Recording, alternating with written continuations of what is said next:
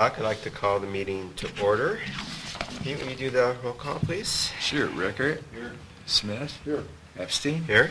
Dornbrook here, and O'Grady. Here. Okay. Michael, do you have any announcements? I do. Welcome to the Kirkwood Meadows Public Utility District Special Board Meeting. The district would like to welcome Eric Christensen, the General Manager of the district, effective September 18th, 2017. I wish you the best of luck in the best job ever. Would also like to welcome members of the public for coming to today's meeting.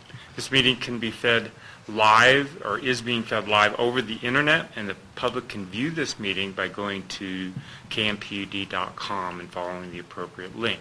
If the public would like to make a comment, we would ask questions, please email msharp@kmpud.com and the board will respond appropriately. If the public that's in person would like to make a comment, please identify yourself when making those comments. And that's all I have. Okay. Thank you. So first off, are there any comments from the audience on items that are not on the agenda? Nancy. I'm going to be kind of teasing here. I read an article this morning about the letter that Obama left to Trump. So are we going to start a new tradition where the outgoing GM leaves the letter in the envelope to the incoming GM? Yeah, I don't know how long it will be. Well, we'll agenda that for next meeting. Okay. Seeing no others, are there any corrections to the agenda or consent calendar by anyone? Michael? Yeah, I'd like to move the GM and ops reports before the consent, as well as if there's any standing committee reports before the closed session, Okay. not consent. And secondly, there is no receivable due to the timing of this meeting, so I'd like to defer on item 6C, review of receivables and shut-offs. Okay. Any other corrections? All right. So with that, is there a motion to adopt the consent calendar items A and B? So move. Okay. Eric moves. Standish seconds. All in favor? Aye. Okay. Passes unanimously. So we're ready for item 8A, finances.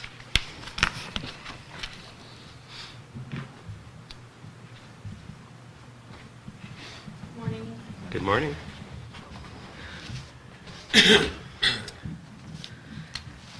So we will start with the consolidated balance sheet.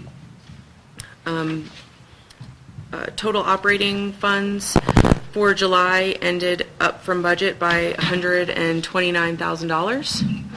So a good way to start the new year. I also just wanted to mention on the balance sheet, you'll notice that total assets and total liabilities do not match, and that's because June has yet to be closed. Once June is closed and everything rolls over, then the balance sheet will match again. But due to the audit, I have not yet closed June, so that's why that doesn't match. You'll also notice accounts payable is down from budget, and it's just due to timing. We paid more in July than I had budgeted for, so we didn't have anything really. We had less outstanding than I thought we would at the end of July. Other than that, nothing significant to report on the balance sheet. Kelly, I just did scanning through the numbers. Am I correct in saying that the total net pension liability and total cushion of credit, the deltas between budget and actual are not correct? Total net pension liability. Well, it's 832 versus 713. It says the difference is 450,000. Oh, that's because this is this doesn't come directly from PCS. That was a formula error on my part. Sorry. The next line as well. It's a 100% formula error. I had to plug these numbers because the budget's not uploaded to PCS yet. Oh, okay. So my apologies. Okay. I didn't catch it. So yes, you're correct. That's on the next page there for combined income statement. That's why this looks so strange as well, because I have yet to upload the budget to PCS. So this was basically plugged into Excel, and that's why all the zeros there, and we just have the total budget number. So that's my project for the next month, is to get the budget uploaded into PCS, and we'll get good financials. I'll have June closed. It's been a busy couple of weeks. I apologize. But moving on to the combined income statement, operating revenues for July are actuals. We did come up from budget by $28,000.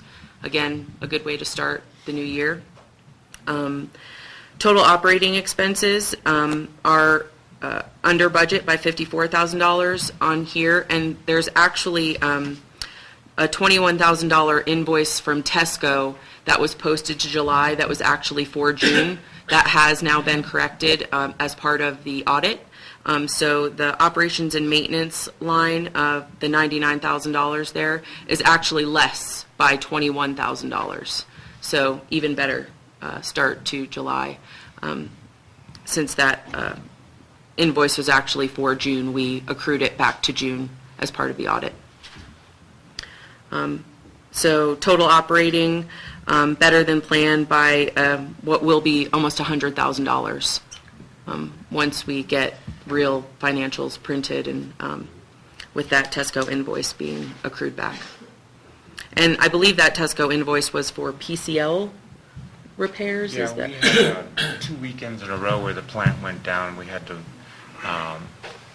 purchase PCLs and other computer programming for the wastewater treatment plant. And that was emergency overtime weekend work that caused those bills to be so high. That's all I have on the combined income statement, unless there are any questions. July EBITDA. We'll go to the next slide. Again, this is going to be better by about $20,000, but even still better than planned by $78,000. So nice start. That's good work. I'll keep. On an annualized basis, doing that every month, you'll be great. I'll try. Moving on to cash waterfall. July ended better than planned by $20,000. We had $1.9 million in the operating cash, $1.57 in cushion of credit, and so better than budget by $20,000 to start July. And this, I do have all of the current year's budget. This is a good operating cash waterfall. I'm working on the remaining 5 years. Again, part of my plan for this month is to get all of the budgets uploaded, and so that... Will the updates that you're doing in the coming weeks change, like the August projection, because we'll go a little bit negative versus budget according to this? No, this is actual. This one, is still- yeah. This year is good. There won't be any changes to this portion. I'm just going to add the 5 years out. Okay. So we'll be a little negative versus budget for 4 or 5 months, and then go positive again according to this projection. And we don't have to transfer as much cushion of credit. I just put what we had budgeted in there for the transfers to cushion of credit. So we don't have to do that. I just wanted to put in what we actually budgeted for. Yeah. So we don't necessarily have to put $400,000 into the cushion of credit. So that would, reverse that negative. It doesn't. No, that includes a. Oh, I'm sorry. Yeah. Not cushion of credit. Yeah, you have I meant the transfer to reserve for switch station. Oh, I see. That Got it. top line, the 150,000, the 500,000, those Yeah, the what's trans. switch station? Exactly, Switch station. exactly. Yeah, so we don't have to transfer that money to reserve. That's just what we budgeted for Yeah. this year. So Got it. we don't have to go negative from budget if we don't want to. Grace? So then, does the board make that decision? Does the recommendation come from finance? How does that work? Generally, it's been Michael's Yeah, recommendation. at this point, I see no reason to transfer funds for a switch station that we're not even designing at this point. So I would recommend that we not transfer those funds and change the cash waterfall for the October board meeting to reflect that change, if it's a consensus of the board. Any feedback? Makes sense to me. Yeah, I mean, we can talk about more in finance committee, but too. Okay. So noted. That's all right. Nancy, thanks for the question. We'll move on. I don't have anything more in your packet, but I did want to mention that I did complete billing on Friday. So I do have electric and propane numbers for you. Electric, we metered 324,000 kilowatt hours. We budgeted for 310 kilowatt hours, so better than budget by 13,000 kilowatt hours. And propane, we metered 431,000 cubic feet. We budgeted for 380,000 cubic feet, so better than planned by 51,000 cubic feet. So, Okay. keeping that good start to the year. That's all I have. Okay. Any other questions? Oh, the audit.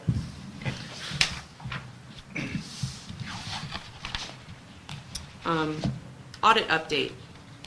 We had no material weaknesses this audit, which I am happy about. We only had 2 corrections that we had to do. The Tesco invoice, and then we had payroll, a couple of payroll items that were posted to July that were actually meant for June. So those were the 2 big journal entries that I had to complete. But a really successful audit. I really like our auditors. They're awesome to work with. When they're here, they're polite. They're willing to work with me. I'm really happy about the way the audit went this year. It was really smooth.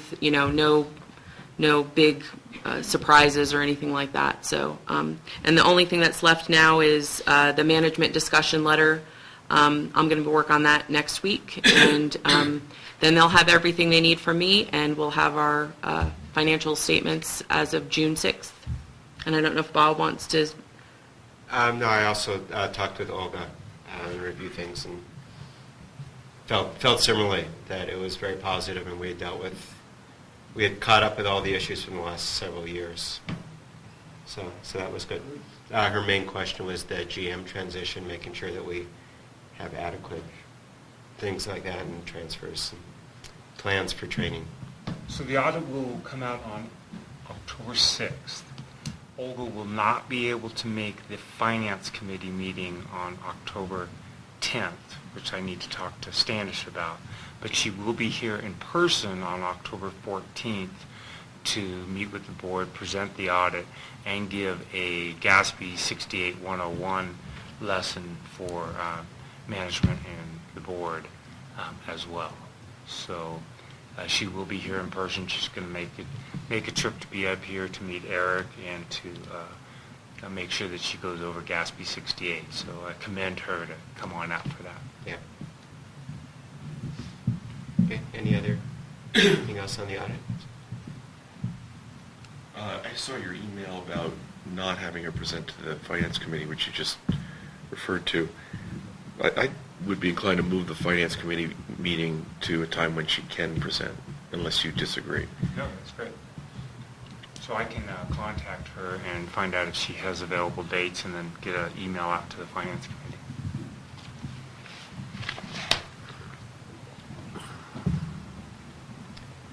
Okay. Any other questions on the audit? How did you get around the usual material weakness of too small a department for checks and balances? I forget what they call that. Those aren't considered material weaknesses. Those are recommendations they make, Okay. and that was still one of their recommendations. This is always going to be. And that's what I said to them too. I appreciate their recommendation, but that will always be one of their recommendations. But that's not considered a weakness or, something that they need to note as part of the financial statements. Those are just recommendations they make. Okay, Okay, thank you very much. thank you. Congratulations. Yeah, Thank you. that's great. Congratulations, Kelly. Okay, we're ready for item 8B, the 5K, 10K, and chili cook-off.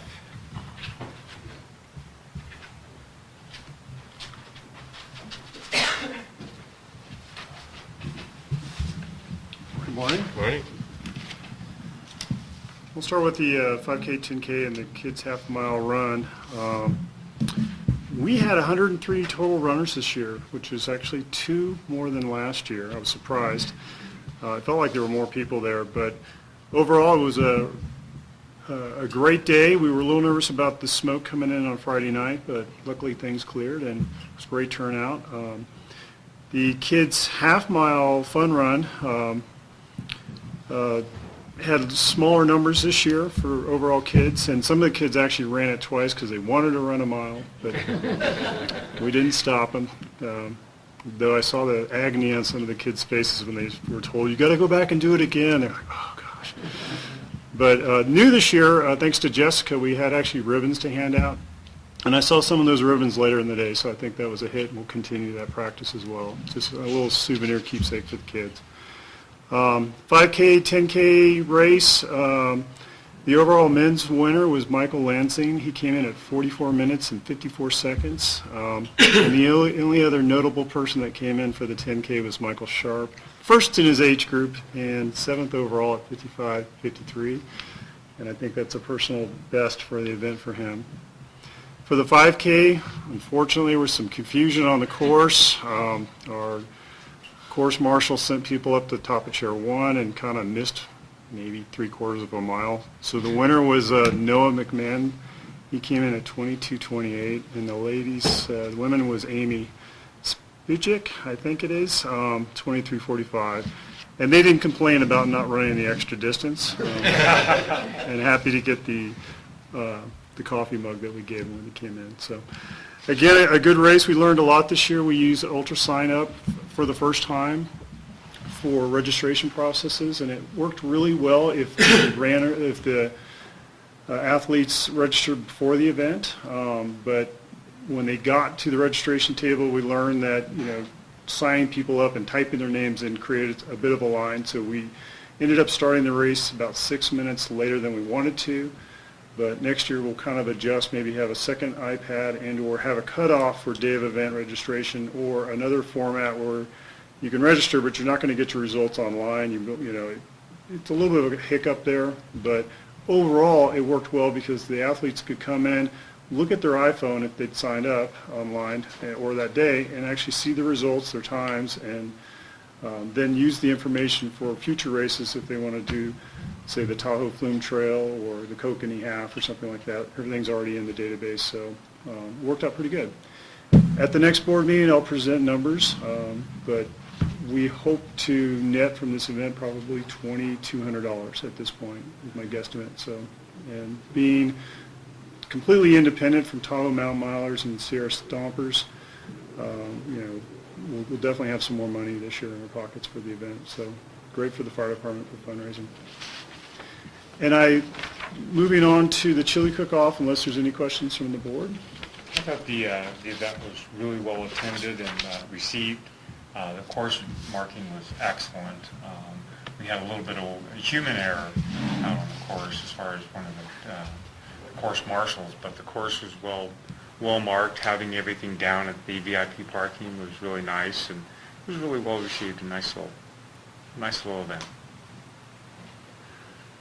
Chili cook-off. I know you were all there, and I'm very fortunate to have Cheryl Stern in the audience today, who was really, I can't thank her enough for all the work that she's done for both our summer festival event, but more importantly, the chili cook-off. Again, this was our first year putting the event on, and we learned a lot. And so, Cheryl, if you don't mind, would you like to kind of give us an update on how you felt the event went and some numbers? And Well, I think the meeting was successful. The attendance, I think, met my expectations. I don't have any firm numbers as to how many people were there. The only thing I can really go by is that I made 800 tasting kits, and I gave 50 away to the wine and beer people and the chili people. So my guess is that we had somewhere in the neighborhood of 700 people there. Wow, that's amazing. Yeah. We had 19 chili makers until yesterday morning, and then all of a sudden we had 18 because someone backed out because of an issue with his business. The chili held out, I think, pretty much until about 2:30, which was about what I anticipated. There were still, I think, about 6 or 7 people that were serving, up until 3. The winner, there's 2 categories of winners. There's the judges, the blind tasting, and then there's the crowd favorite.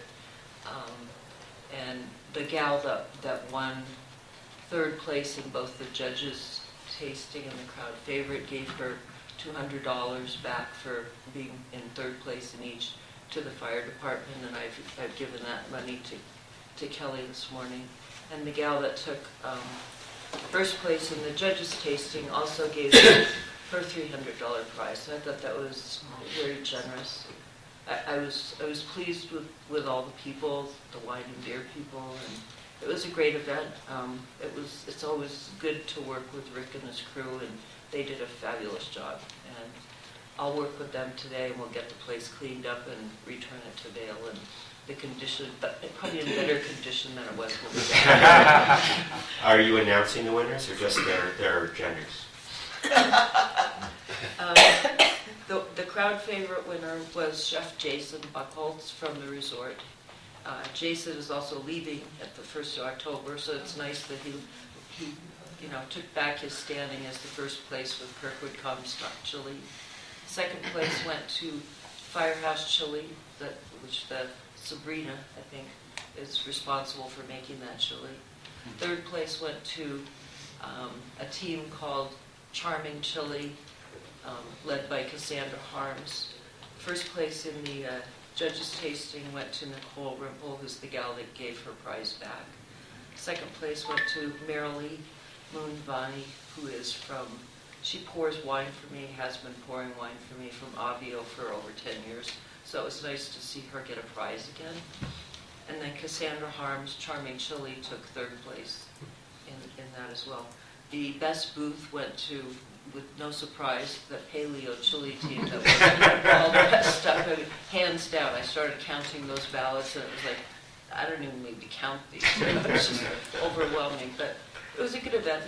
The people were happy. I think Bruce did a good job announcing the winners and thanking people like Todd and Sumi McClay, who were homeowners and brought their home brew as they have done for many, many years. So the band was great. I don't know. We had a little glitch with the tasting cups, which I apologize for. Tasting cups were for cold liquids, so the deal was that you had to put 2 of them together, and hopefully then they didn't melt. But Jason also found a couple thousand cups that he distributed for me once I notified him of the problem. So we work well together, and it's a pleasure to put it on. Thank you. Well, Cheryl, we all want to thank you for volunteering and doing this.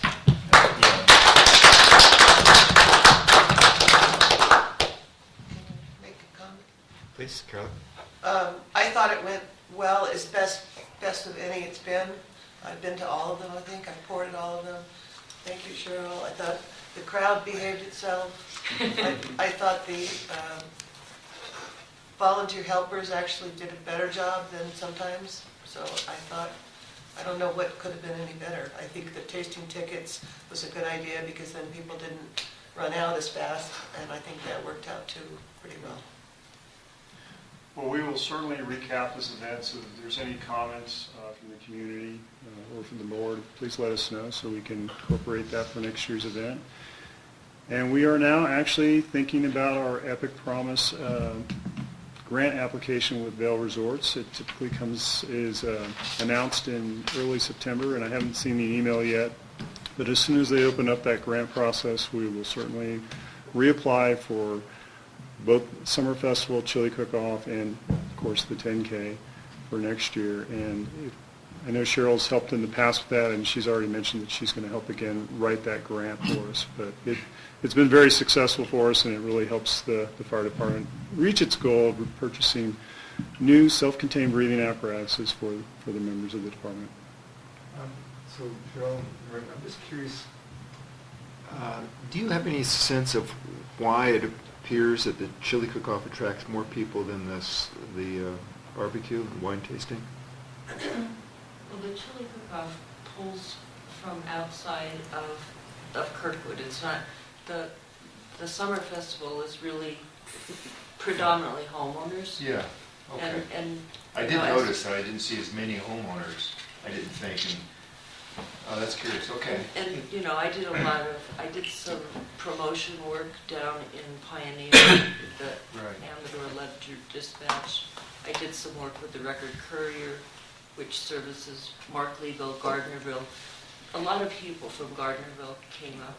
I think that the heat down in the valley probably worked to our advantage Yeah. as well. You know, we had Michael Sharp. A stunning interview. Stunning interview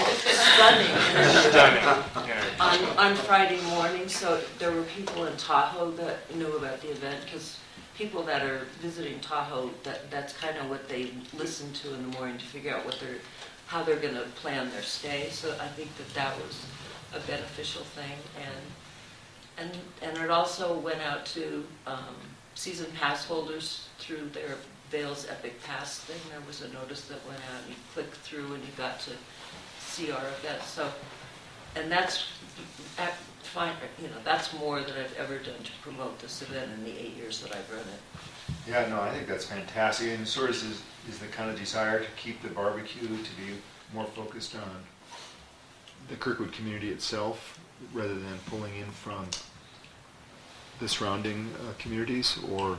I think that's always sort of been the objective. It's it's homeowner weekend. It's Yeah. when, you know, many of the HOAs used to have their meetings, and so there's a lot more homeowners in the valley, and it's kind of a, you know, you haven't seen a lot of your friends since the lift shut down, so it's kind of logical that we promote it as a time when, you know, people come up, support the fire department, and get caught up with your neighbors and friends, and that's been my take. I Yeah, mean, you it guys- does work that way. You can Yeah. change that, but it's, And Eric, if you missed my interview on Tahoe today, we're going to play it continuously on Channel 19 for the next couple of Okay, well, I'm going to cancel my cable TV subscription right away. Okay, anything else? Okay, thank you very much. Then let's move on to item 8C, wastewater collection system update.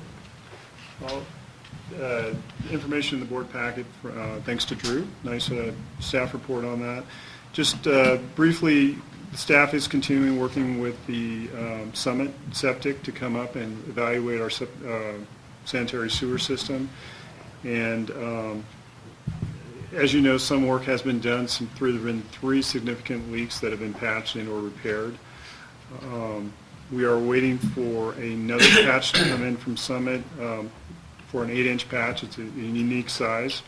And so Summit's ordered the patching material, and we expect them to come back and finish one more section. And that is a section between Base Camp and behind Sun Meadows. Is that right? That lower section there? Base Camp and the KCA Club, right KCA where Club.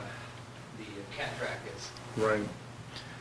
So we have to get that one resolved, and then more importantly, manhole 99, which is in the meadow between Sun Meadows and Meadowstone. The penetration from the Meadowstone side, there's a gap with the connection, and clearly we have a stream coming through there. We've talked about it before here. And starting hopefully next week, if the conditions are right and we have enough staffing, we'll start getting into the ground there. So you might see some cones and trench plates in the area just to try to protect the hole. But again, our goal here is to divert the stream that seems to be following our sewer line trench and try to get that away from that manhole, which is a major connection point for the village area, village core. And so working with staff and representatives from Summit will try to make a good solid patch so we're not having essentially a stream in that area. So far, we're staying within budget. We were trying to calculate some of the numbers for this report. Unfortunately, we kind of ran out of time, but so far, we've looked at about $42,000, which funds that were from the operations as well as capital for the exercise. But that's my brief update for the board, and we'll certainly bring this back to committee and the board at the next meeting. So, in the last 2 months, what it said is that the repairs to the lines that you've been describing will eliminate about 28 or 29,000 gallons of I&I per month during the peak. Per day. Per day. Per day Yeah. during the peak inflow periods. But then it goes on to say the manhole repairs, I think, are above and beyond that. We believe so. Do you think it's the equivalent amount, or more, or less, or significant, or, well, certainly this one's significant. Number 99 is pretty significant. Yeah. I would say it's at least half that we fixed in total. Mhm. So, yeah, I expect around 14 or 15,000 gallons a day just off that one manhole. It's gushing. Quote gushing, that's one of our technical field terms. Yeah. Rick, so one other question, this is all wastewater system, so the storm drains, I've never actually thought about, but where do those end up after they leave the street, and who maintains those? Great question. It ends up in the meadow. 99% of them in the meadow. Hopefully, all of them end up in the meadow and not into our collection system. And it's the responsibility of the HOA property owner to maintain and manage those. The county, the state does have a representative, Richard Muir, who's with the Central Valley Water Control Board, and his focus is on storm drain and BMPs. He occasionally does inspections up here, but district staff is not currently inspecting sanitary or storm drains. We certainly alert them when we see issues. There have been issues So recently. each HOA has a path from their street to wherever it's going to be deposited in the meadow? Correct. So And one each property owner as well, there's many of them that are the responsibility of Vail Resorts. District has storm drains. Uh-huh. Yeah, we do. So Okay. one of the things that's future planning committee agenda, Michael and I talked briefly about, this came out of the HOA, at least the East Meadows HOA meeting this past July, where there seemed to be a perception that storm drain maintenance, particularly during the winter, with snow removal, was somehow the district's responsibility, and it's not. But it is something we might explore to offer as a contract service, Right. because I mean, we've got the equipment. I don't know if we have enough staff, and I don't know what the economics of that might be or whether it's feasible, but it's something to explore. We don't have enough services, do we? No. It's We need it. uneven numbers, 11 right now, so we're trying to get it up to the 12 mark.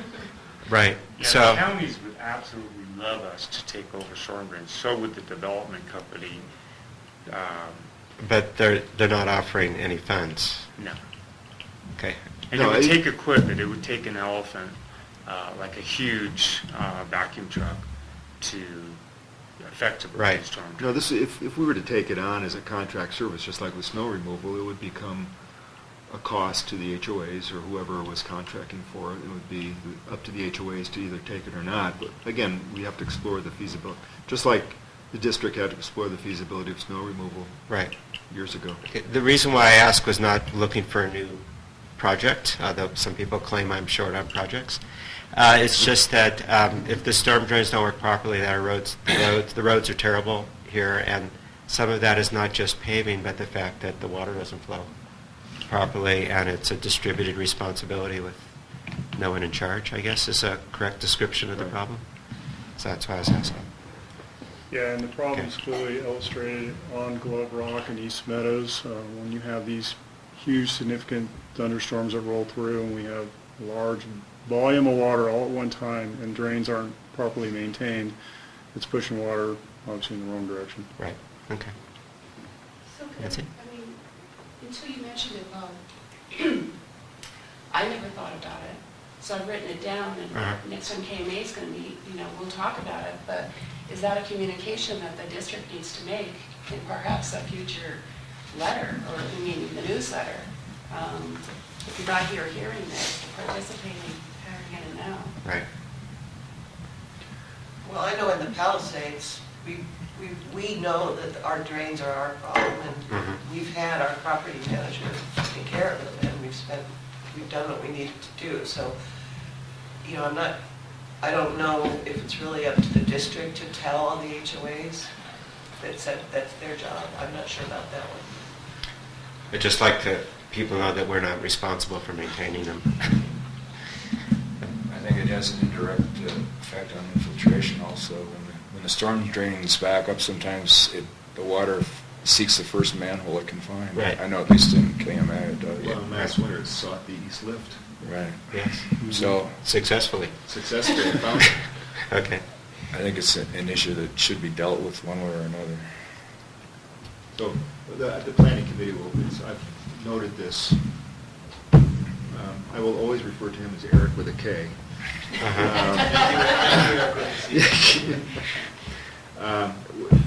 For a future agenda item. Yeah, okay. And storm drainage was also discussed briefly at the last TriTac meeting, and I know that they're aware of it as well, and looking for advice and/or suggestions on how we, as a whole, can manage these better. Yeah, okay. Anything else on wastewater? We're ready to move on to item D, iPad project. I'll be giving this update as well. And again, thank you, Drew, for a nice report in the board packet. I think movement's happening in our iPad project, which is the ultimate goal to get this done this year before the snow flies, to using Google Maps, properly identify all the utility infrastructures within the streets, valves, meters, and then linking that information to an iPad that the operators can have in the field to either do new maintenance, exercising valves, and or identifying problems that can be reportable and followed up on.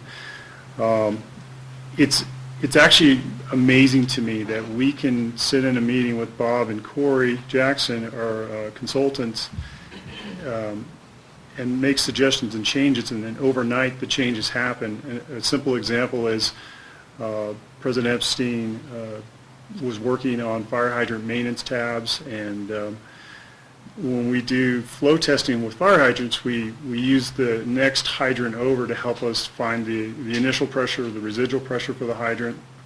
And President Epstein said, well, I can give you the next 5 hydrants next to it, and I'll put this in meters and tell you the distance between this hydrant and the next hydrant in meters. And we use feet for the fire department, and overnight he's changed that to feet. So, I mean, it's a great tool, and it's a great team that's together that Bob, Drew, Corey, and hopefully our staff can pull together to make a very usable, functioning system. But more importantly, in the event of emergency or when there's 20 feet of snow covering a house, we'll know exactly where the meter is, where the utility stops are, and essentially save time in the field and possibly life safety as well if we need to get to something really quick to shut it off.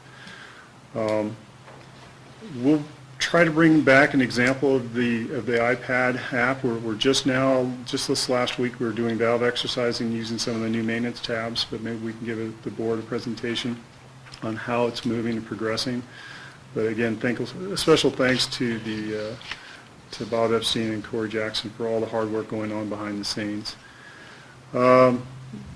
Our next steps also are to incorporate photographs and be able to use those tools. And my thought is to be able to have the iPad and take a picture of a problem and then have that picture embedded. So we can refer to it in the office, print it off, send it to a customer, and say, hey, you've got this issue, and I think it's coming, so Yeah. real excited about it. And then the only other thing that we haven't mentioned, Bob, about the project is I'd like to create an icon for him, so we know where he is, because we use a Google map, and we could track him if he's in San Diego today, and I can call him. So, special one for Michael. Yeah. Sort of like Fleet Tracker, Michael Tracker. We can leave breadcrumbs every place he's been. That's Yeah. it. Make sure you get good coverage. Actually, my family's begun using such an app. It's called, I think, 360 or something like that. And literally, I can look at my phone right now and figure out see where my grandson is. Nice. So, I'm sure he loves so that. Michael. I know, I will. He loves it. He just loves it, yeah. Yeah. He has an app called Phantom. Yes. Yeah. Mini me, it's called. But great project, and we look forward to continuing with it.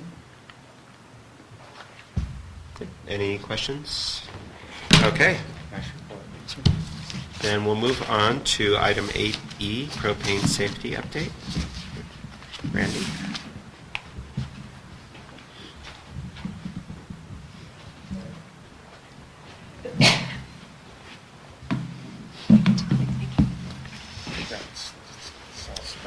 It is. Well, thank you. Good morning. Morning.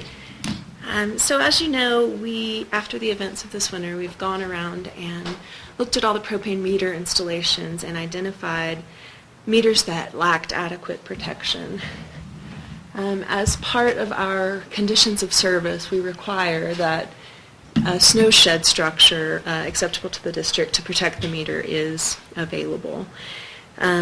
We found 20 meter installations that we did not feel were adequate and have been in the process of contacting these owners and letting them know that they needed to upgrade the protection. Our second notice went out on August 12th, and I'm happy to report that as of yesterday, 18 of the 20 homeowners have contacted us back and have made plans to comply with our request. This last notice went out via email, via mail, and call, so we still have 2 that we have not been able to make contact with. One of the installations has actually been completed, and if you look at this is a shed. It's got a steel roof and sides with a door made out of wood for the front protection.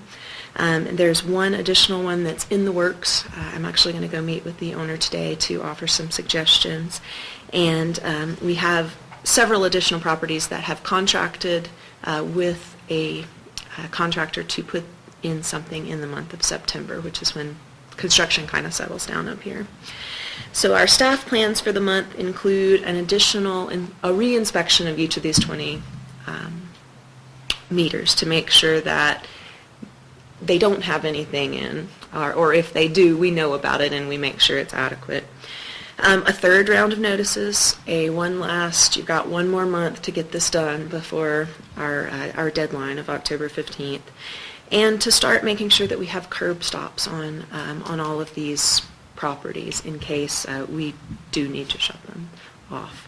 But we are so far optimistic. Everyone seems like we have a couple of contractors that are available and willing to work on this, and for the most part, I think we're going to be very happy with the results.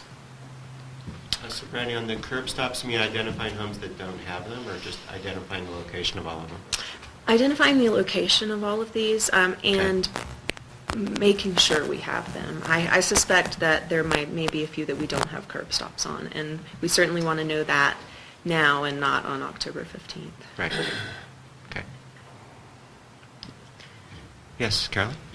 I'm curious whether these sheds are being built to any sort of national standard or spec, and also if you know the rough cost that people are having to spend. I don't know the rough cost. Our standards simply require a 300-pound snow load, and then it's up to the county building departments, the standards. So the county is inspecting these? In some cases. I know one installation, the contractor had spoken to the county and did not feel that the design was large enough to warrant an inspection, but plans are being submitted. Any other questions? Okay.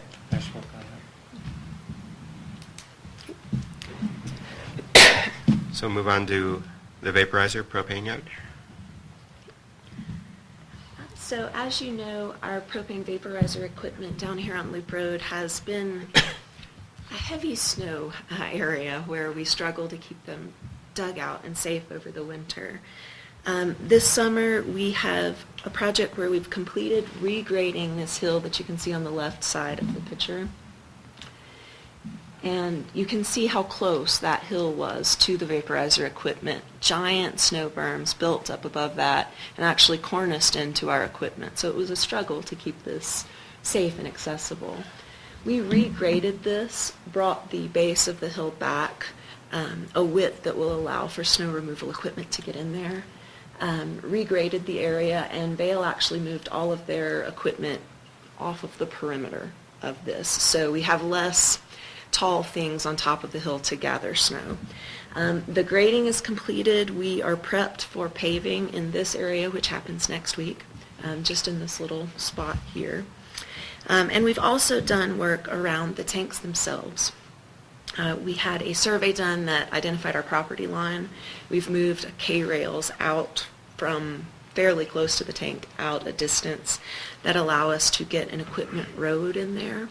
We're going to be doing snow stakes on that so that we can drive equipment around the perimeter of the propane tanks and keep a lane clear.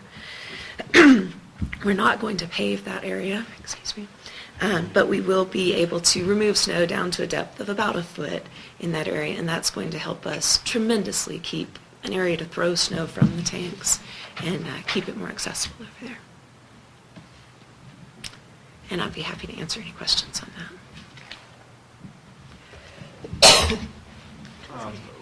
We deferred the new propane tank until when? We're hoping to In go out to spring. bid again this winter for a spring project. Any other questions? Yes. I think we talked in our committee meeting about a possibility of a temporary tank being at least contracted for or figured out. Did you do anything about that, Fred? I have not made any progress on that, Carolyn. It is still on my list for this fall. Thank you. Rick anticipated my next question. Anything else on the vaporizer? We move on to utility rules and regulations, 8G.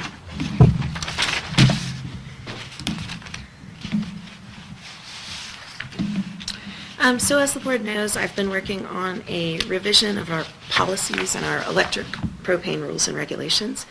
I have for you in your packet a red line version of 6 policy statements. And I'd like to point out that most of the changes are made in policy statement 220, which is on page 53 of your packet.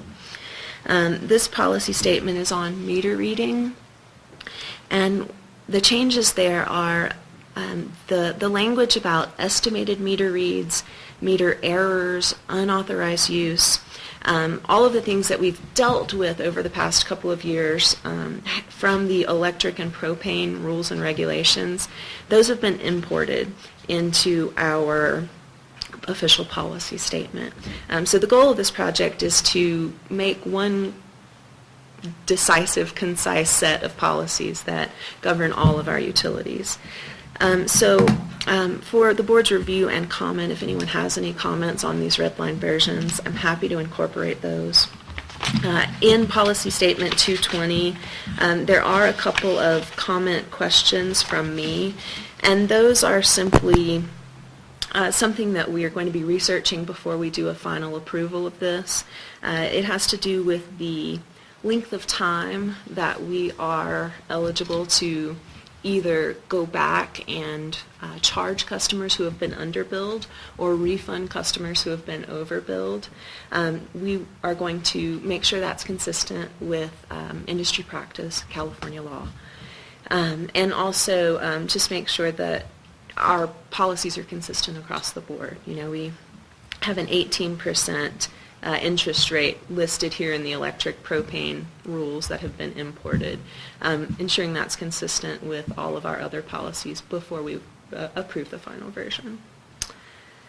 And what my plan is here is to continue to work on this and have a completed packet of all of the policy statements with all of the red line version for the October board meeting for a final review and incorporation of any comments.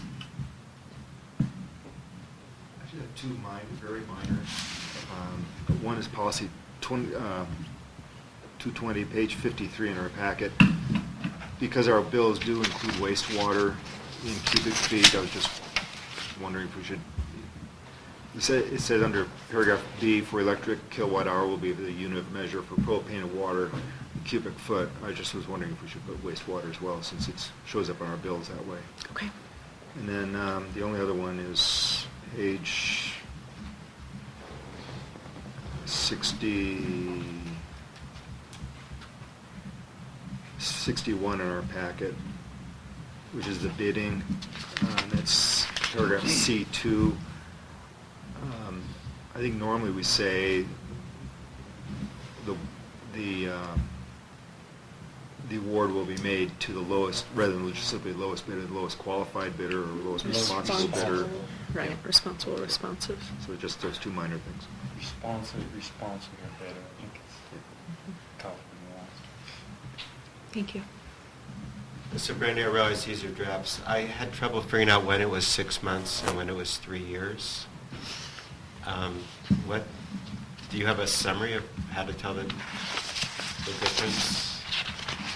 Yes, as far as the meter error and, so fast meters, so if we are charging them too much, that was 6 months. So anything, if the meter itself is in error, we have 6 months to catch it before, we have to, we lose money, or, and then if it's a billing error, that's the one where we have 3 years. So in the event where we misapply a multiplier or do something internally here in the billing process, that was 3 years. Unauthorized use was also 3 years. Okay. So. And is that consistent with the adjustments we've made over the last couple of years? It is. All of our adjustments have been per our current policy. The intention here was just to make sure that. So where the meter was miswired, then that was 3 years? When the meter was miswired. I don't remember which customer that was, but there was one where it was... That actually was unauthorized use. That's what it fell under. That fell under unauthorized use, so that was 3 years, because it wasn't the meter itself malfunctioning, it was the wiring leading up to the meter. Okay. Just a minor question, but do we actually have a position superintendent? Wastewater, water? Yes. Any position? Water and superintendent? wastewater. That's what Derek is. Okay, so he is actually the superintendent. Yes. Any other questions? Okay. Great, thank you. Next item is 8H, update on the ACES solid waste contract. That critter's still in the dumpster.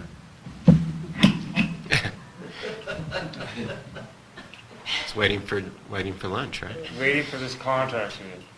So ACES Waste Services has been the district solid waste provider since our inception in 1985. ACES would like to extend their current contract with the district, which expires on December 31st, 2019, for an additional 5 years to December 31st, 2024. ACES also requested a 5-year option at the end of that period on top of this extension. At the last meeting, the board raised concerns over the length of these multiple extensions. This section for that multiple option has been removed from the contract in your packet. So the new contract provisions only allow for a 5-year extensions on to the 2019 date, so to 2024. And the rates have been supplied, which represent a 5% increase over the existing rates. ACES has not asked for a rate increase since 2013, even though their contract allows for a CPI increase. Two other sections of the agreement need further discussions. I think that the contract wording has been changed, that it's not as specific as far as rate increases in the future, and staff's going to work with ACES to get that ironed out before the October 14th meeting. So at this time, we'd like to defer on this item. Paul Molinelli will be invited to the October 14th meeting so that he can present any this contract and, answer any questions of the board. But there's two sections that staff is not clear with that needs to be resolved. So at this time, we'd like to postpone any decision until October 14th. Okay. Have we done a comparison rates, say with South Lake Tahoe and that, so we have an idea whether these rates are the lowest we can get, or? We have in the past. We haven't done with this go-around. Would you like to see that? I'd like to see it before we extend this thing another, basically 7 years. Just to get an idea. I haven't seen that before, so. We'll have that available at October 14th. Okay, thank you. And that concludes my report. Okay, great. Move on to 8I, interfund transfer and loan.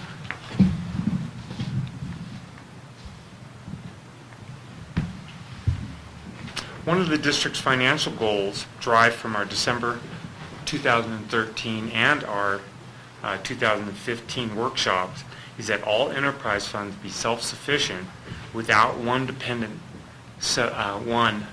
being subsidized by another. We have come a long ways to reach this goal, as seen in the 2016-17 ending cash balances, with only the wastewater fund needing another department's assistance. At the August 12th meeting, the board approved the property tax allocations for fiscal year 2017, which balanced the year in cash for all government funds and enterprise funds, with the exception of $32,650 of the wastewater fund. As has been reported, it is acceptable and legal for one fund to borrow from another, as long as the funds are not needed by the fund lending the money, that the funds are paid back within a reasonable amount of time with a plan, and that an applicable interest be paid between the two funds. On page 69 in your packet is a resolution 1712, which completes this. It's a loan to cover cash losses in wastewater. It would be $32,650 borrowed from the electric fund to the wastewater fund and paid back at the interest rate that the electric fund is currently receiving. Currently, we looked at this repayment with interest would be made no later than June 30th of 2024, when the COP loan is paid off by the wastewater department.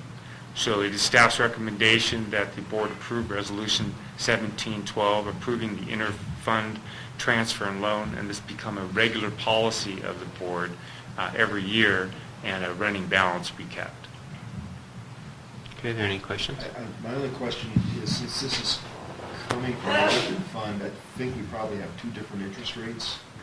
One is whatever we get, I guess, wherever the cash resides, with Bank of the West or with whomever. The other is the cushion of credit fund, which is 5%. Which These interest funds rate? would be coming from the operating fund, and we take So it the- would be whatever currently minimal interest rate it is. Yeah. And that's where these funds reside, so I think that's very much. And Kelly? we actually, where those funds sit right now is not in an interest-bearing account. Our operating cash sits in an account that we actually use those, what would be interest towards our analysis fees. So we don't actually earn interest on the funds in our operating cash. It's applied towards our bank fees. However, we will be determining what that interest would be and paying that to the electric fund as per this ordinance. So even though it's an offset of our fees, the service fees, to be fair and equitable, electric deserves the credit that they would receive if that was not a service credit. But right now, it's pretty minimal. It's very minimal. Yeah, it is. It's probably 0.75%, I would guess. So we're lending money at that rate? we are lending ourselves money at whatever It's rate. not a market rate for a loan. But it's whatever the operating fund would have received anyway, is what the law says.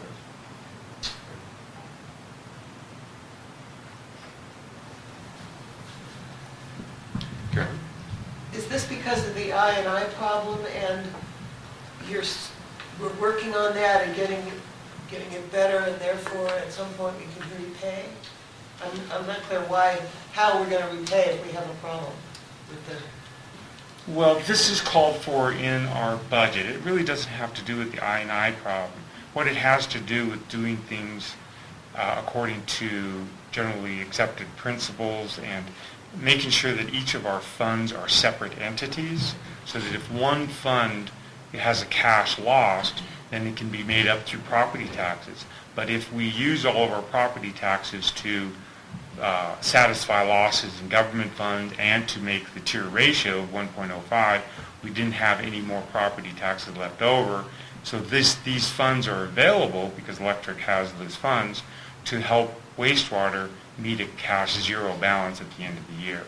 So it has to do with a lot of factors in our financials, but the end result is that we want each fund to be self-sufficient, even if it has to borrow from a legal fund from another fund through a legal method. Karen, the way I interpret your question is because we have a rate increase for the next 3 years, that's what's going to generate the additional cash to be able to pay it off. And because it's scheduled to happen after the COP loan is done, also the payments to that will no longer be necessary. So that's why it will eventually have enough cash to pay this off. Nancy? So am I hearing that the rate is variable then? It would be determined at the time it's paid back. We'd look at what interest Oh, okay. would have And happened so during then- that period. And the interest accrues annually, or is that to be determined, or, I'm just curious. I think it accrues annually. Okay. I'm sure. Okay. Carrie, do you? Okay. Yeah, annually. Okay, thank you. Okay. We have 3 votes for annually, so we're going to go with that. Okay, is there any other discussion on approving the loan transfer? Resolution 17-12? Is there a motion? Move that we adopt resolution 17. Okay, Eric moves. Standard seconds. Okay, all in favor? Aye. Okay, passes unanimously. And we're ready for item 8J, General Manager Replacement. Today is my last board meeting with the district as the general manager. Eric's first day will be September 18th.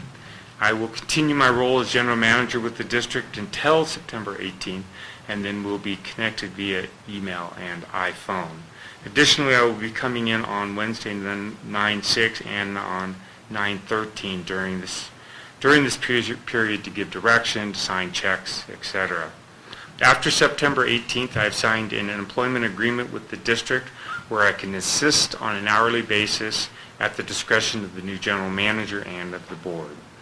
Training and giving Eric background information on a host of subjects will be the main focal point. Additionally, the board may want assistance with PG&E and other items that might come up. So looking forward to the transition. Welcome you aboard once again, and I open it up for any questions. Okay, the only thing I want to add to that is at the next meeting, I was authorized to negotiate a contract along the guidelines, but the next meeting we'll need to formally approve the actual contract and put that on the agenda. I just want to say, Howard Barnes reminded me that we gave you a 7 on board presentation skills, and we rounded that up to 10. Oh, thank you very much. And we're negligent in not giving you a review since giving you that 7. Yes, and the new template is greatly appreciated. Yeah. This picture was done in the middle of a snowstorm where all hell was breaking loose, so it's amazing that we were both smiling at the time. It's Photoshop's a miracle. Is it?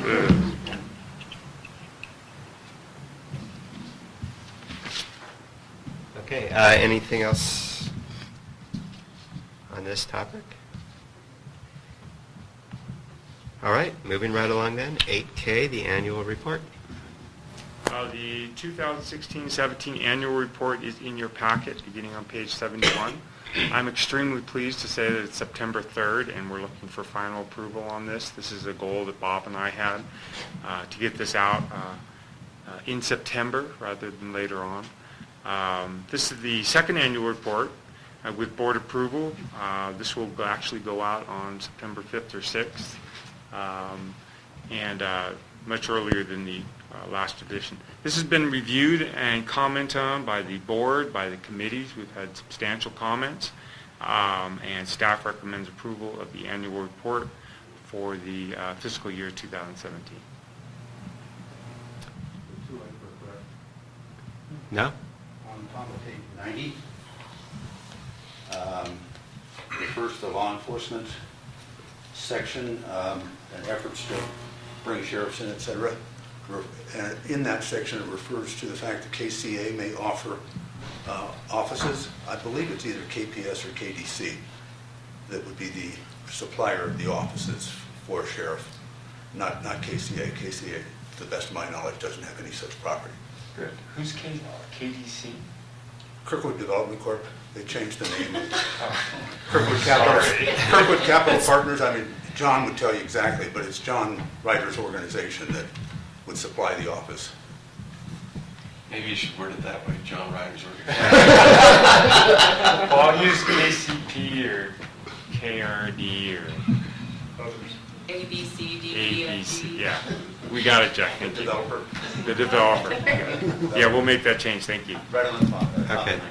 Thank you for catching that. Are there any other? I just, again, this is minor, but on page 81, the very top, the first sentence implies that we still are investigating possibility of raising these particular rates, which I don't think we are anymore. We've already taken action, which it says in the next sentence. So either that sentence, in my opinion, should come out, or say something like, in the past year, the district investigated the possibility, something like that, but not, don't imply that we're still investigating it. That's what I'm trying to say. Yeah, maybe the sentence isn't needed at all. Because the next sentence says that we did rate increases. I mean, the one sentence indicates why, which is not a bad thing to have, so. Right.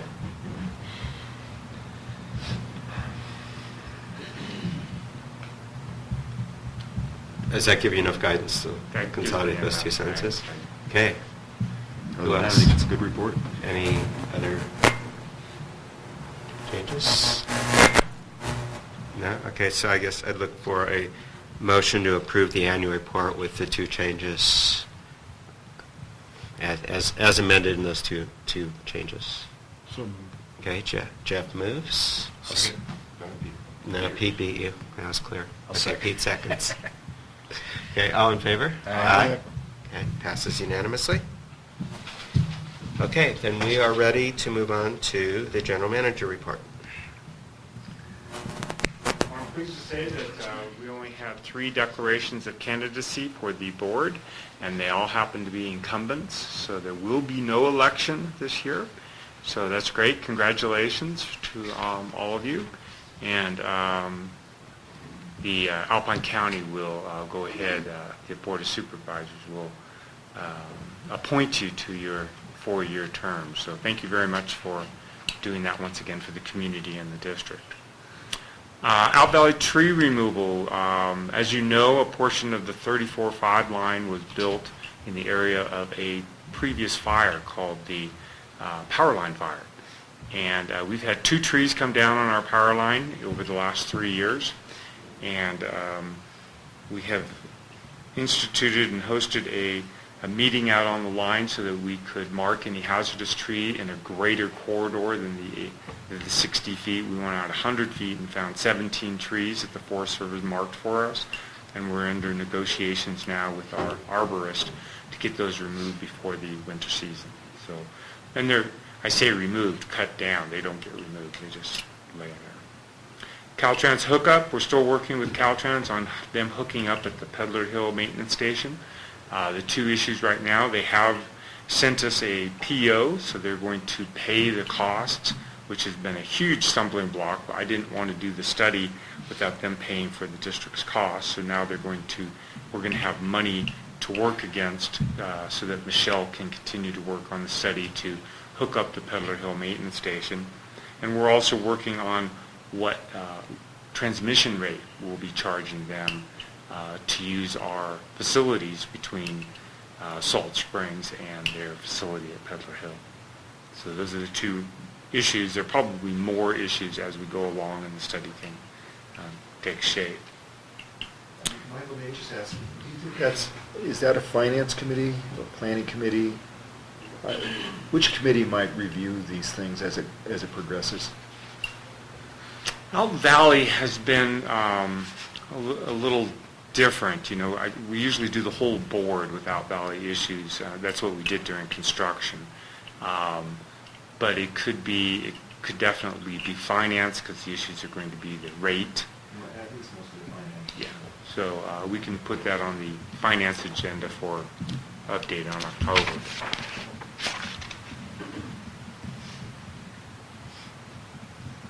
And Michael, I think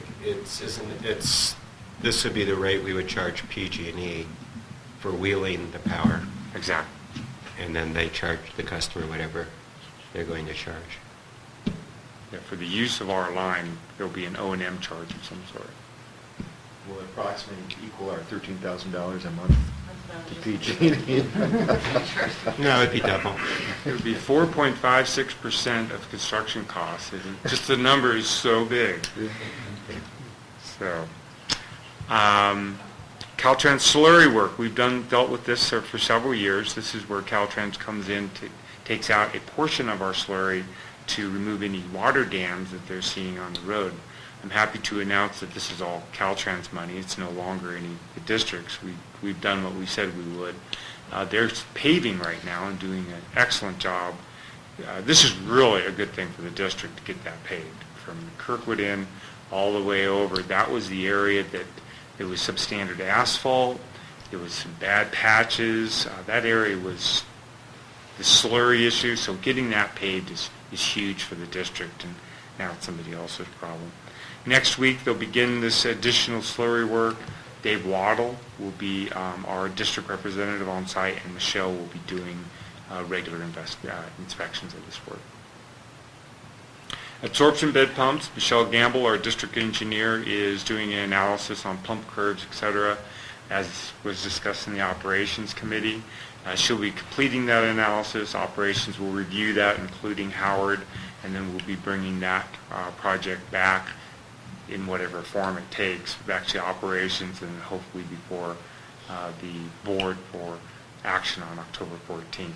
This is a very important issue that we resolve before the winter season, so this will be coming back, and hopefully we'll get that approved and completed.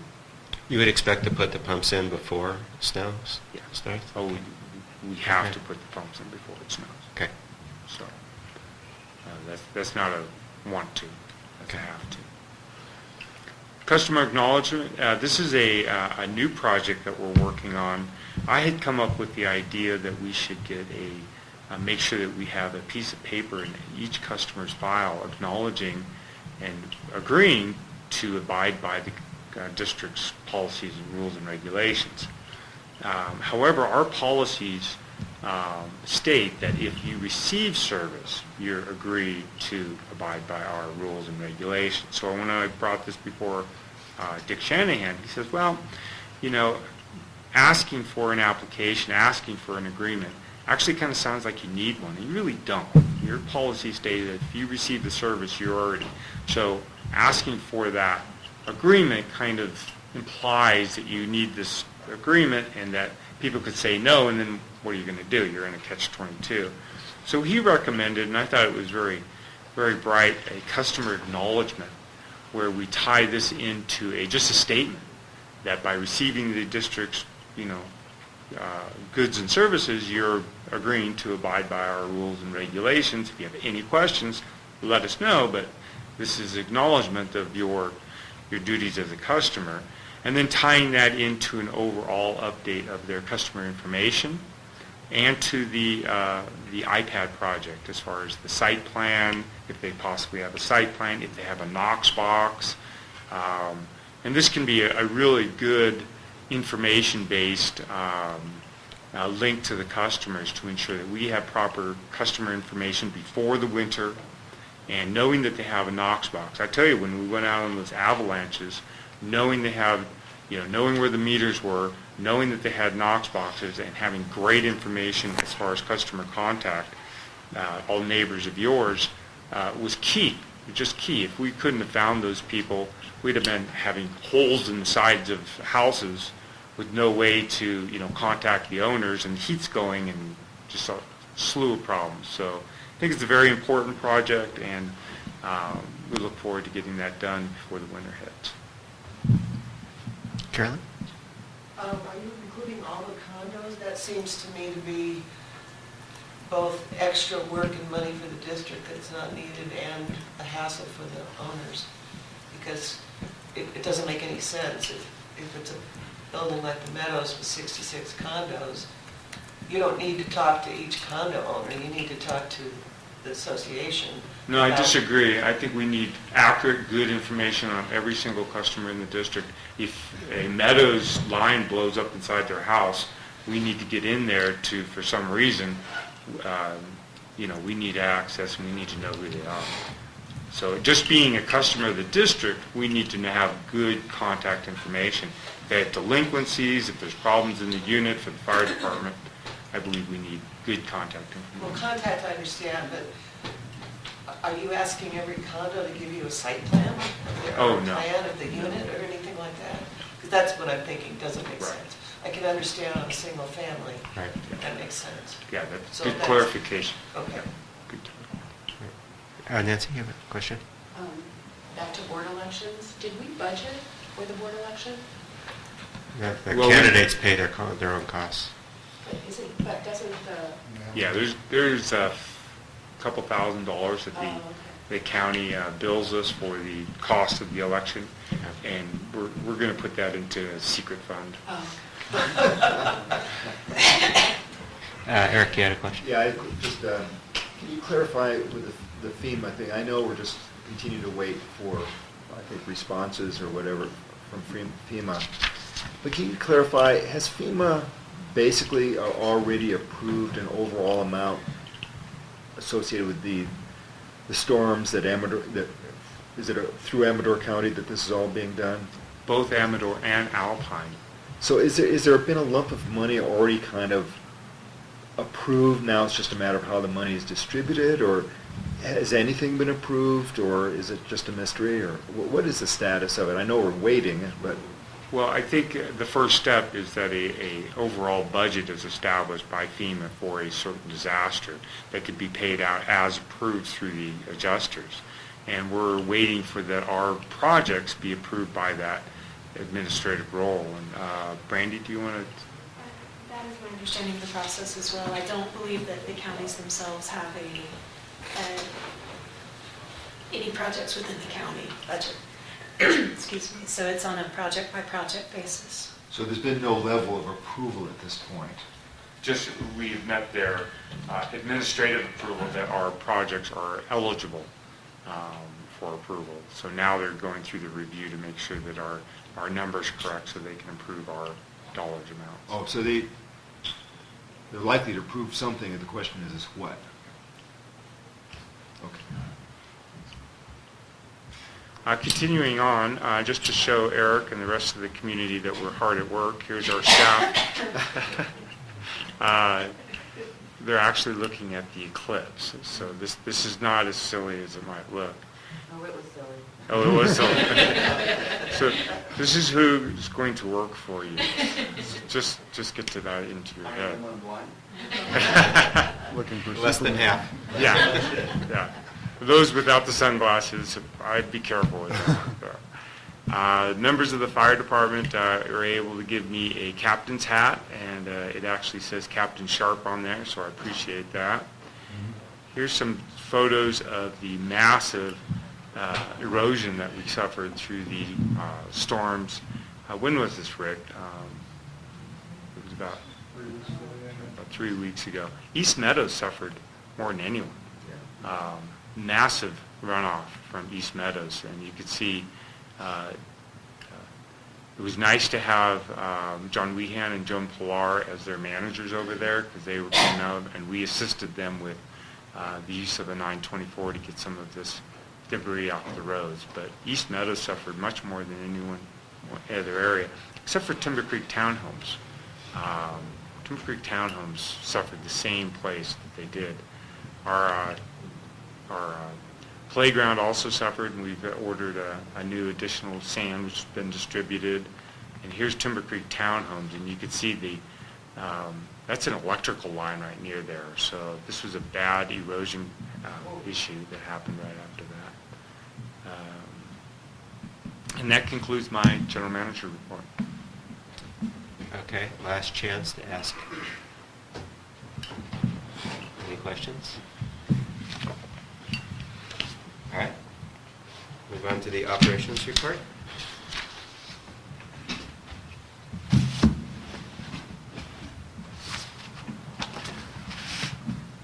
Just to follow up on the FEMA report, I had an opportunity to go out with 2 FEMA representatives since the last board meeting, and we retoured the Out Valley line, some of the erosion issues, and I stressed to them all the issues we had and how the money will really help that. But they essentially said that they were reapproving the application that was submitted, making sure that the locations were accurate, and so when will we see the money? Well, this process goes to their supervisors, then it goes back to DC, and then they think by the end of the year we'll have approval and we'll see a check, which will happen pretty quickly. But they couldn't give me an overall global amount and or an estimate on timing of anything, just sort of cursory. They said that if we had any other applications that we wanted to put in, we certainly could. There was a window of 90 days. There was a 90 days for submitting an application, but if we haven't discovered the issue, or if it's beyond 90 days, we've discovered the issue, we could certainly apply for more. Further, that nobody in Alpine County has applied for any FEMA money, and Amador County is looking to do something, but we will see. For overall operations, I'm pleased to announce our aquifer has recovered since last winter. As you know, with the loss of well 2, or with the flooding and so forth, our aquifer did take a hit a little bit, but we are at an average of 167 for the month of August. Last year we were at 164. So we expect to see the aquifer level for 4.5 increase to about 176 by December. And we are aggressively using our surface well 2, to again try to restore the aquifer level in 4.5. We also had a state representative, Austin Peters, come in from Central Valley Water Control Board to inspect our water system. And Superintendent Dornbrook and Dan Fine assisted him on that tour and really came out in flying colors. I've been on some of these tours before with the state representatives, and they've dinged us on a lot of things, but this year, minor corrections, changing the screen size in some of our tanks, replacing lids on our pressure reducing stations, and again, just minor detail stuff. And it was nice to meet Austin. He and I had talked several times throughout the winter about some issues, and he seems like he's very supportive of the district, and very fit. He actually made it up to the tanks, and it's nice to have somebody that was proactive and wanted to help. So we will see a full report from him, and we of course will take care of any correction items that there is, and we'll submit that report through committee and to the board when we get it. And then finally, in the board packet on page 96 is the annual, or the summer projects list, and I'll just highlight some of the ones that we've been working on and we'll be focusing on in the future. We still have 3 fire hydrants that need the riser assembly repaired, so we'll certainly do that in September. As I mentioned before, manhole 99 for the collection system. We definitely want to get that resolved before the snow's on the ground, and as the meadow dries out, it'll be easier to do the work without impacting the meadow. The T1 communication vaults at Silver Lake still have not been resolved. We have done the repairs at Bear River Reservoir on both sides, and if you drive over the dam today, you won't even know that we were there. But we'll be doing similar work at the two vaults on both sides of Silver Lake Dam. And I think the timing for that actually is better. If you've been over there recently, a lot of people are parking near our LJE and our vault on the west side of Silver Lake Dam to go to the potholes. So, I think September will be a good time to get in there. The other issue is they've completed one lift on the asphalt work from Kirkwood to the top of Tragedy. There's 2 more lifts coming, so they're going to be doing asphalting for a while. And so we're going to try to work around that and not have them impact us, but vice versa. Brandy's crew is still looking at 10% propane meter change out, so the larger meters, so we'll continue with that project. And then finally, as Brandy mentioned before, 2 more things. We had asphalt sealing for district property around the vaporizer and repairing some of the holes here. That'll begin on September 6th, and I think it'll be a 3-day project for Colbrate Construction and Asphalt to do the work. And then the last thing is the chipping program. You'll notice several piles out there. I think the community is understanding that it's a great service to have, and with the big winter that we had, there's a lot of debris on the ground. So, for example, Larkspur has several piles. Glove Rock has a couple. Throughout the valley, you'll see more piles than I think you ever have. And then after this weekend, I expect to see more. So we will be sending the crews out with our chipper next week, cleaning up all the piles, and we'll continue with the Defensible Space Program. And as mentioned before with chipping, if the material is too large and or it's like willow type material that we can't chip it, we will leave it on site for the homeowner to resolve, and we'll contact them to let them know, hey, your piece of 2x4 that you left for us, we're not going to chip that, but if you want us to help remove it, we could try to help you maybe. So that concludes the operations report, unless there's any questions from the board. Any questions? Sure. Okay, good, thank you. Yes, sir. Okay, standing committee, are there any updates, finance? No, We didn't meet. We didn't meet Yeah. planning, but I was just thinking, at least for the planning committee, I've started, just because Michael's leaving and he's generally been the repository of outstanding agenda items, I'm trying to remember all of those things and things that have come up, like that storm drain issue and so on.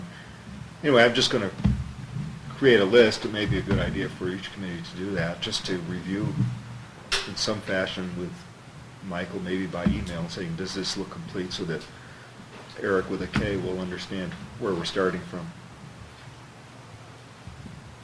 Part of the Makes sense. training transition is a review of the current project with Eric. So Eric and I, haven't started working together, but I do plan on transferring that information over.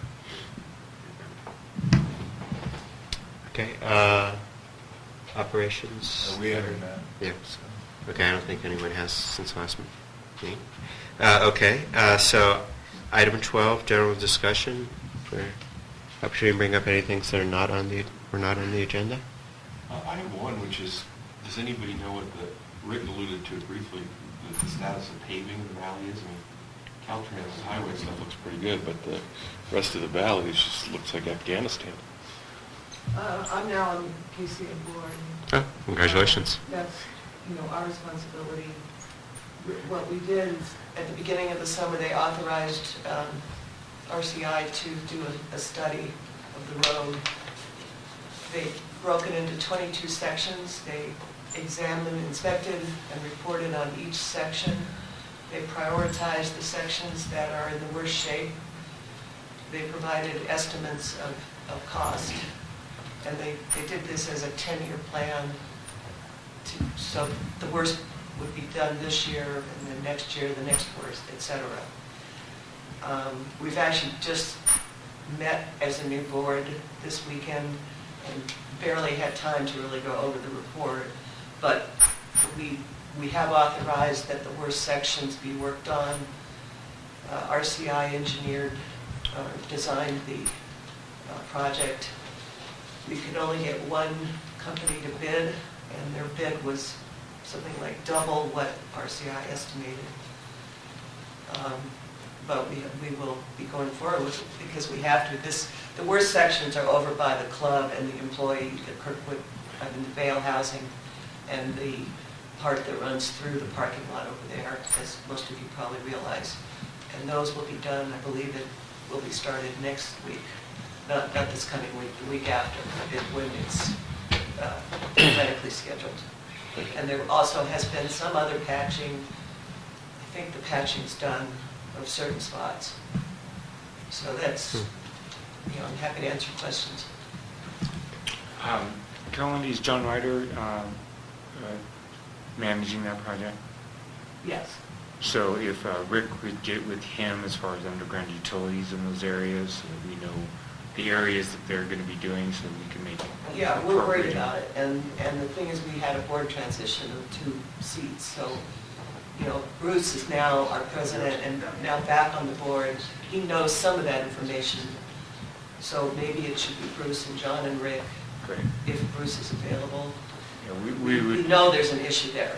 We understand that. Great. That's great. Eric? Would it be possible for Rick to get a copy of that report?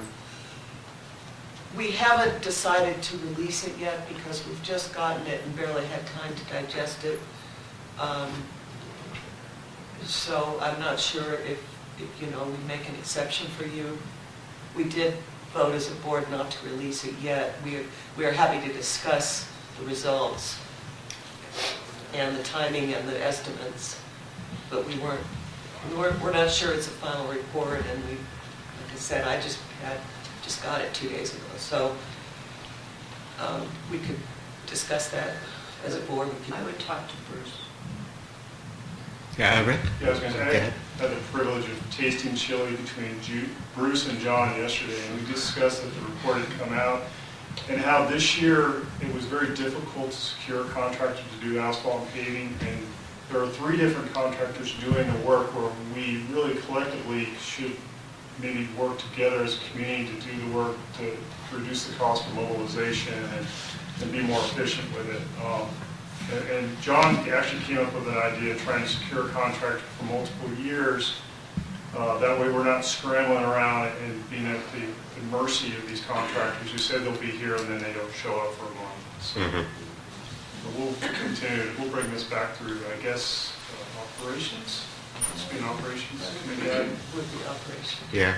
Cheryl? But I think part of the reason that the cost is so much more than what we've had in the past is directly related to the amount of paving that we're doing. When up until 2 years ago, when Bruce was managing this, he would try and do larger sections because there's an economy of scale and so forth. So I think that is also still under discussion. Who's your contractor? This is Qualcomm. Oh. The other thing I could add is that RCI recommended that certain sections be completely reconstructed with a deeper base and more asphalt than current. The current is mostly in the valley, about 3 inches of asphalt. They did core samples, and I think they did about 10 core samples.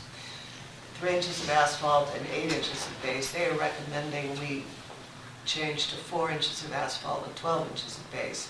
So the sections being redone, the reason it's so expensive is they're going to have to excavate and remove below the base in order to put a deeper base back in and keep the road at the same level. So it's a big project, really. Yeah. And Nancy? So in the TriTac report that's for Friday on the school site, in there it alludes to the fact that Vale appears to be moving ahead with its improvement of the 80-foot right-of-way it has down Kirkwood Meadows Drive. So if you're not aware of that, everybody needs to read that in the TriTac report. I was shocked to hear that. That's new information to me. No, RCI investigated all those easements for us, and we know about the 80 feet. The road is mostly about 35 feet, and that's the 35 feet we're talking about, working on, not 80 feet. That Vale, the other part of that right-of-way is, a lot of it is used for parking, and that is not our responsibility. So the edges where the parking happens is not what we're doing.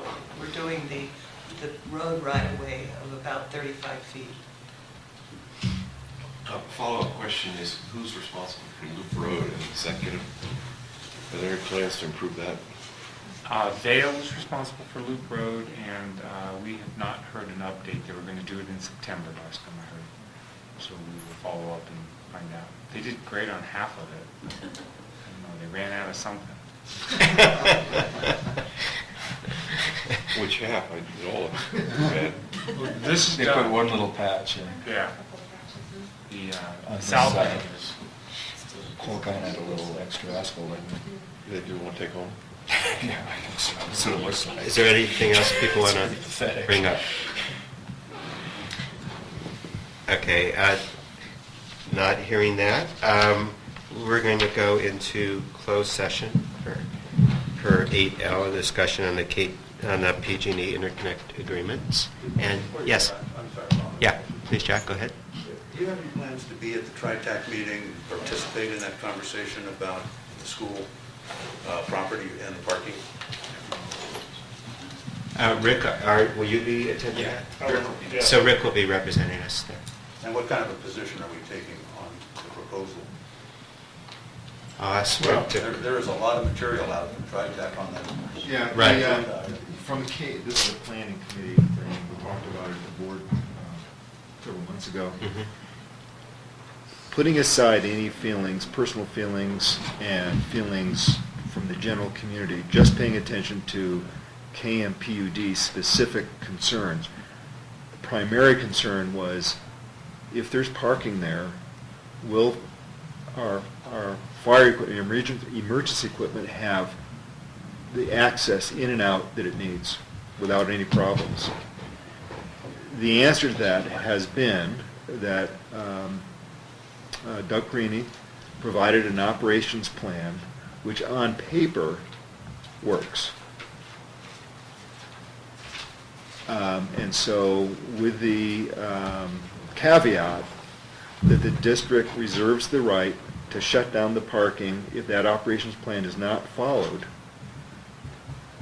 then, again, purely from a PUD emergency access perspective, we're okay with it. I think that all the committee members also expressed personal views on this parking lot, but that's not KMPUD stuff. So, for example, East Meadows HOA has written letters and continues to be quite active in this matter. Okay. Yeah, just to add to that, because I've thought about this a long time, I think there is another issue, aside from the emergency egress and everything, is can our own customers get to us?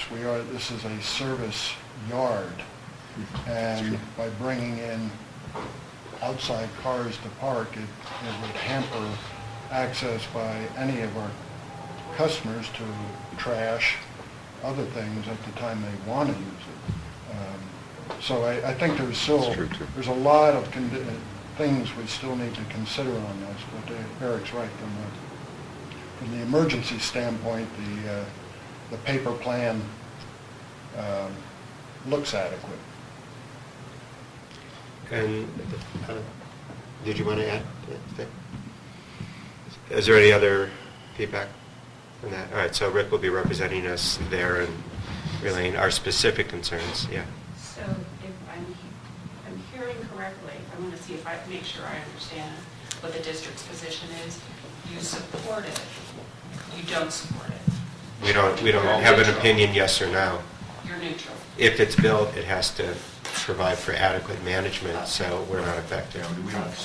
I don't think we're in a position No to. expression of support Okay, whatsoever. got it. Yeah. And that's been, and we've relayed that, we've gotten several emails asking Nancy the same question, do you support this, or do you, and we've responded back exactly the way Eric has responded, that we don't, we're neutral on the issue, but the plan that's been submitted, if it's followed, seems to be, adequate to avoid any egress issues.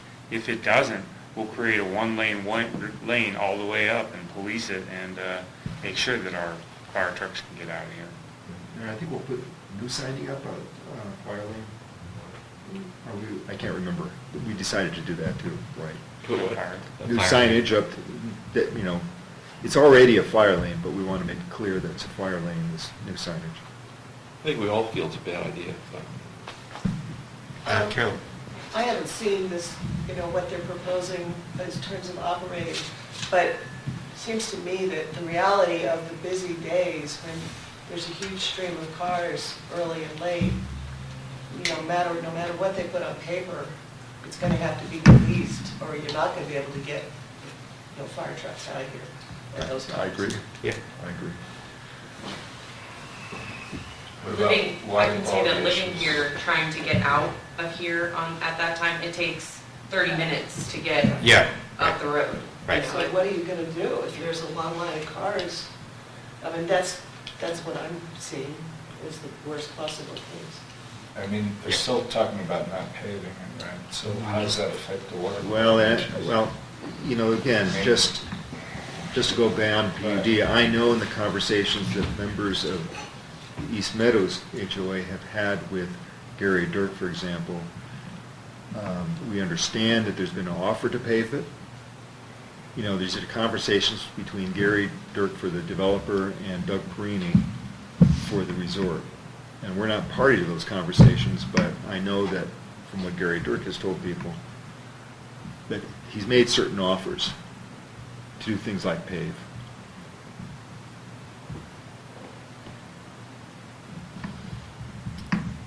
Yes. I'm not aware of that. No, this is new information from Sandy. Well, I was in that meeting with him on Friday, or recently. Yeah. Okay, yes. So in light of what Kelly just said, I mean, she's lives in employee housing here. She may not otherwise be able to come and express that, so I'm assuming Rick would incorporate something like that in his presentation, or speaking about what the district's position is? I mean, just besides... Okay. Rick's fully informed on all the issues and will adequately represent us. Yes, sir. We can count on that. Yes, sir. Yeah. Okay, anything else? See, that's what happens when a meeting's ahead of schedule. Oh, that's a good discussion. Just on that, I mean, I was in a meeting with Gary Dirk on, was it Friday afternoon, with Sandy Sloan, Eric's wife, and, we asked him we described some of the issues that have occurred on parking in the many years that he's been absent. My personal takeaway is he was a better listener than some of the other representatives of the developer. And, we basically told him that he should expect a big fight from the community on this issue, and that to avoid such a fight, he really needed to work with Vail to present a holistic as opposed to piecemeal parking plan. And that if he put forward a holistic plan as opposed to, his plan for the school site and Vail's plan for Kirkwood Meadows Drive, maybe the community would be supportive as opposed to opposed. And I said that my personal view is that, to use Michael's words, parking over there on the school site is bad planning. And he reminded me that he was a planner and I was not, and that he thought it was good planning. And I said it may be good planning to use the industrial core, but not for guests. That doesn't make a good impression on guests. And he agreed to go relook at whether or not they would restrict it to employees only. So we'll see if they make any progress. Don't hold your breath. So how would that be in theory, though? I mean, that's a great idea. I know that's been bandied around. But how does a developer hold the ski resort operator to something like that? those, I don't, There would be a condition on the change of zoning.